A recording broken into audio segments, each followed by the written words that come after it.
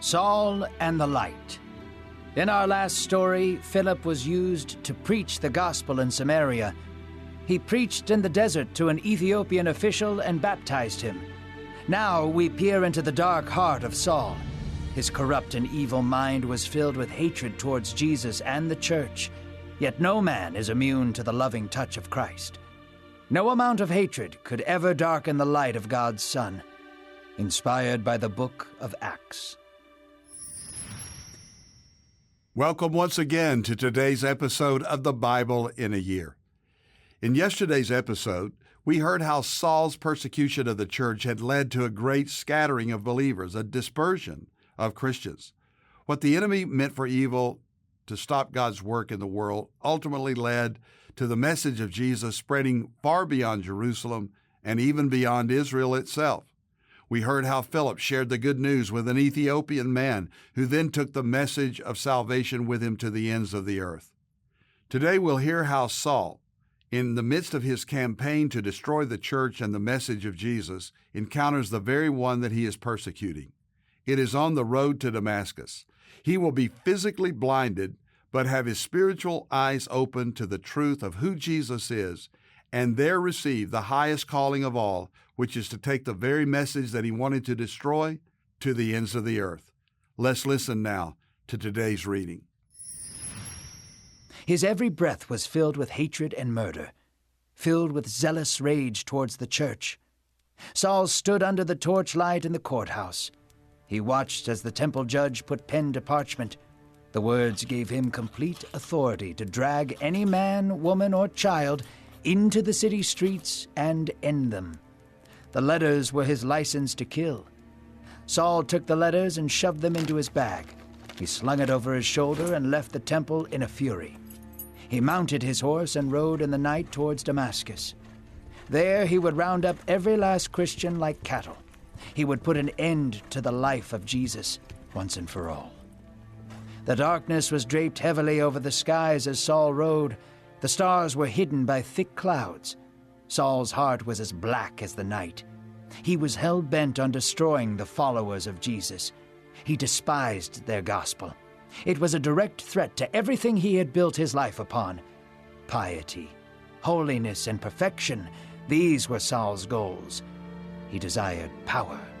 He desired holiness. He desired for God to approve of him because of his actions, not some act of grace or mercy. Saul wanted to earn God's love. Saul's horse rode violently into the cold, dark nothingness. The road ahead of him was barely seen by a small torch Saul held in his hand. Damascus was not too far away. All of a sudden, Saul's torch snuffed out and his horse stopped abruptly. With his light removed, Saul could see nothing. The silent and dark night was maddening. Saul breathed heavily, trying to restore the flames on his torch to no avail. Then, like the night was being pierced by a blade, a bright light cut through the blackness. The jagged light surrounded him. Saul's eyes could barely stand the brilliance around him. As the light rushed forward, Saul was bucked off of his horse. He hit the ground with force, and his horse ran away. A voice as clear as can be spoke through the light. "Saul, Saul," the voice said, "why are you persecuting me?" Saul stood to his feet, trying to see who dwelled behind the radiance. "Who are you?" he asked with panic in his voice. "Who is speaking?" The light danced in 100 different directions like a weaved tapestry. "It is I, Jesus, the one whom you have persecuted. Why are you kicking against the goads? Why do you deny who I have called you to be?" The men who were following Saul could hear the voice, but could not see the bright light dancing around Saul. They saw him on his knees, panicking as he listened to the terrifying voice of Jesus. Saul fell to his face and closed his eyes. Then the light vanished. Silence returned to the dark night, and flames were restored to Saul's torch. However, Saul opened his eyes to discover he was blind. Saul's companions led him by the hand to Damascus. There he laid in bed for 3 days, silently seeking answers from God. He neither ate nor drank. He simply waited until God spoke to him about what he had seen and heard. There was a believer in Damascus. named Ananias. He was an older man and very attentive to the will and direction of God. Early in the morning he sought the voice of Christ. As he prayed, the silent prompting of God's Spirit spoke to him. "Rise," he said. "Not too far from here, in the house of Judas, there is a man named Saul. He is praying and seeking God. You must go to him and tell him of me." Ananias shook his head. "Lord, I have heard of this man. He is the cause of much evil to your people. His hands are stained red with the blood of believers. Go, for I have chosen him to carry my name and proclaim me to the Gentiles. I will show him how much he will do and suffer in my name," the Lord answered. So Ananias packed a small bag and left for the home where Saul was waiting. Saul was still shrouded in darkness. In the night he closed his eyes and saw visions of a man named Ananias. But all was a blur to Saul. Everything was confusing. He did not know what the Lord was doing. As Paul sat in darkness, his heart began to soften. Saul heard the door creak open. "Brother Saul," a voice said, "I am Ananias. I have been sent by Jesus to heal you." Saul's heart ached when he heard the name of Jesus. The words of the bright light still echoed in his mind. Tears fell from Saul's blind eyes. Then, as Ananias prayed over him, Saul began to regain his sight. It was as if scales were peeling away. In that moment, Saul's heart was changed. He not only saw the daylight, but he saw the light of Jesus. He understood in a moment all the things he had done. It was overwhelming. After being baptized, Saul presented himself to some of the disciples at Damascus. They were the ones he planned to kidnap and kill. They watched as he entered the room with his head held low. They were skeptical, but could clearly see that something was different about him. Peter sat among them. He was protective over the rest of the disciples. He did not want a wolf among sheep. "Who is Jesus?" he asked plainly. There was a long pause. Saul's face was filled with anguish and regret. He remembered what he had done and what he had said. There was blood on his hands. "He is the Son of God," Saul answered. As he said these words, the entire room gasped. They were amazed that Jesus had touched the heart of someone so dark and so evil. "Is this not the man who watched as Stephen was stoned?" someone shouted. "He has probably come to kidnap us and bind us." But Saul remained with the disciples for a long while and learned under them. He listened to their words. He prayed with tenderness. Day by day, they watched this once evil man turn into a minister of grace. Soon he appeared in front of the Jews in Damascus and proclaimed the truth of Jesus as the Christ. So much that they plotted to kill him. So the apostles lowered him down and sent him back to Jerusalem with Barnabas. Thus began the epic journey of the suffering servant of Christ. The man who once sought the lives of Christians would lay his life down daily for the advancement of the gospel. Saul's life would prove as a symbol to all those who feel like they are too lost to come to God. He is proof that nobody is outside the reach of a tender and loving Savior. Saul is relentlessly pursuing the followers of Jesus, determined to destroy once and for all this new movement, the Christian faith that is threatening everything that he holds dear, all of his traditions, all of his religion. Saul was zealous for God, but he was misguided. He's still stuck in the chains of legalism and good works, unable to understand who Jesus is, despite his years of studying the law and prophets. So Saul asked the high priest for letters to the temple in Damascus, authorizing him to round up as many Christians as he could, people known as followers of the way, and then to throw them in jail or worse. But God had other plans. And in today's reading, we hear how God went to supernatural lengths to reach Saul and to stop him in his tracks. For there on the road to Damascus, on his way to destroy the church, Saul was blinded by the light of heaven. This is the resurrected Christ himself. There on the ground, Saul could see nothing but the glorious light of Christ and the voice that came to him. This is Jesus asking Paul, "Why are you persecuting me?"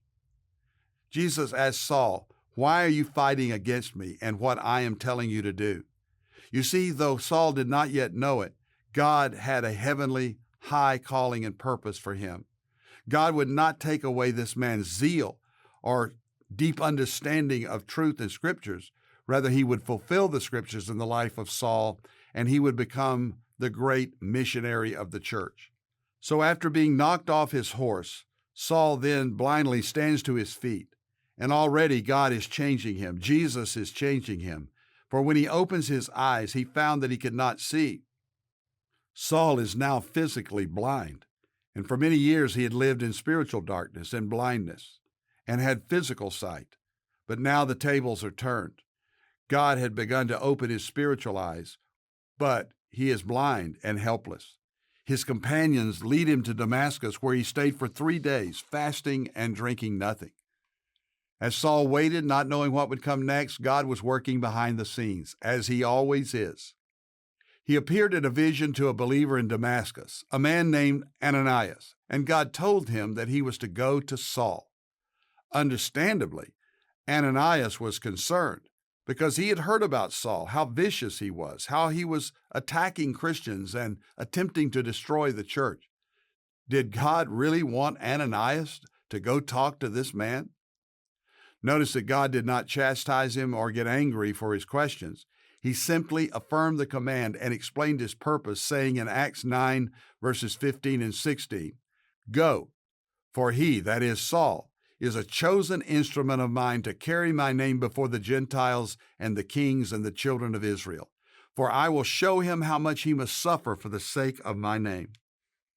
Ananias, what a great man, then obediently fulfilled his calling, and he went to Saul, and he laid hands on him, and immediately he embraces him and calls him brother.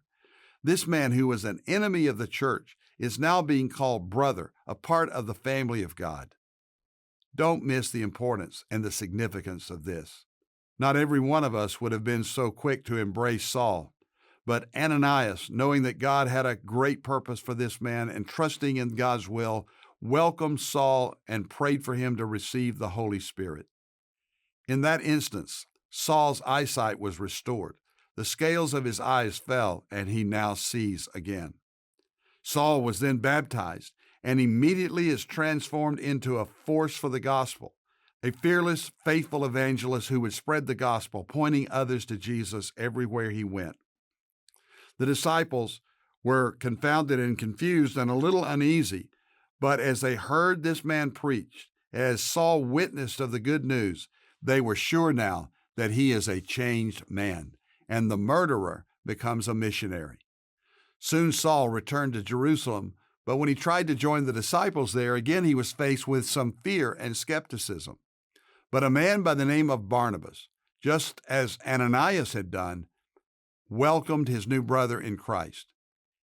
He stood up for Saul before the disciples, and then Saul was accepted, joining those in Jerusalem, boldly preaching Christ to all who would listen.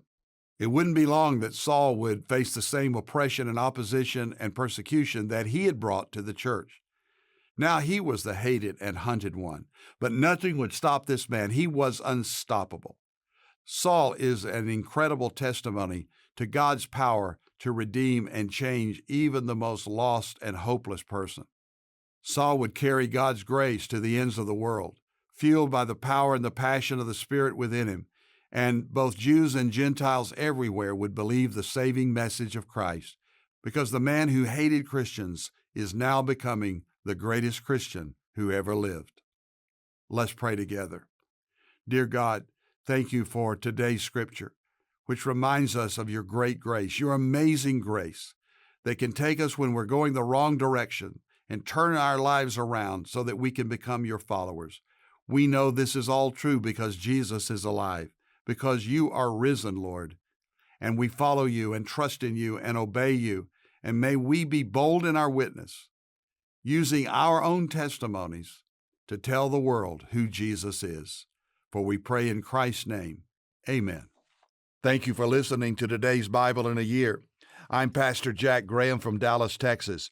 You can download the pray.com app and make Bible study and prayer the priority of your life.